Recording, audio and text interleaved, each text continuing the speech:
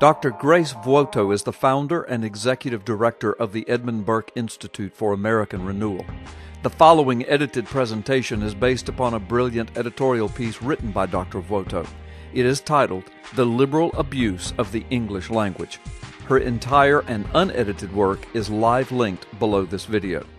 Since the 1960s, American liberals have discovered that the best way to alter behavior is to penetrate the mind by transforming our vocabulary.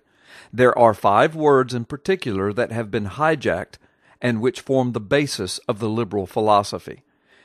To judge is considered the cardinal liberal sin.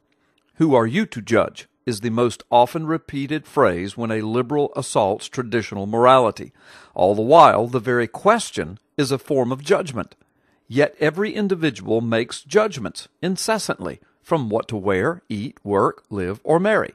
Judging is an inevitable function of the brain, whether one is liberal or conservative.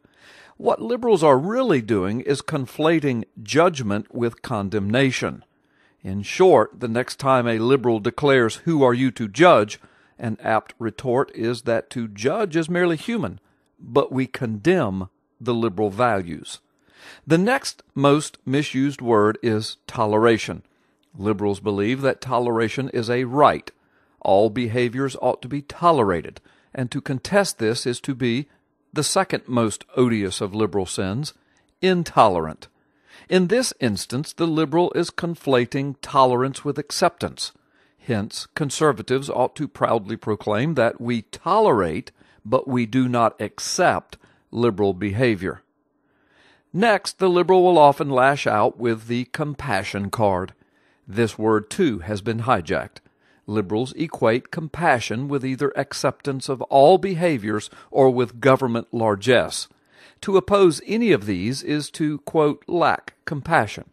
Yet compassion means simply to have regard for others. Conservatives believe that true compassion means leading individuals toward God and self-sufficiency. In essence, liberals are conflating compassion with either sexual permissiveness or government dependency. Liberals have done a masterful job of also distorting the word freedom. In countless movies and commercials, freedom is presented as part of a lifestyle that includes sex, drugs, and bucking social conventions. But freedom today is what was previously understood simply as debauchery. Finally, one of the key words liberals have gleefully appropriated is progressive. Liberal values are cast as forward-looking, leading to a better, brighter future.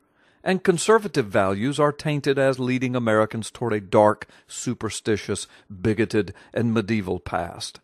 In reality, progressivism is a philosophy that has already been tried and rejected numerous times down through the ages. In the ancient world, it was called Epicureanism, and in the 20th century, it is the promise of a social utopia based on government redistribution of wealth, or in other words, communism. Thus, progressives hearken to past models that invariably fail.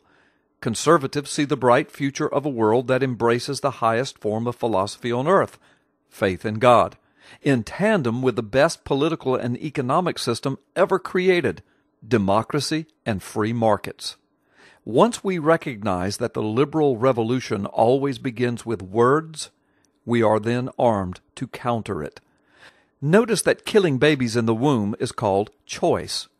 Redistributing wealth is called equality. Natural fluctuations in the Earth's atmosphere is called climate change. Debauchery is sanitized as addiction. Propaganda or indoctrination is called sensitivity training. Thought and speech control is called political correctness. Illegal immigrants are undocumented workers, and corrupting the youth is called sex education. In short, liberalism itself is simply what used to be known as sin. So we must first get liberals out of our words, out of our mouth, and out of the sinews of our brain before we can truly defeat this destructive ideology.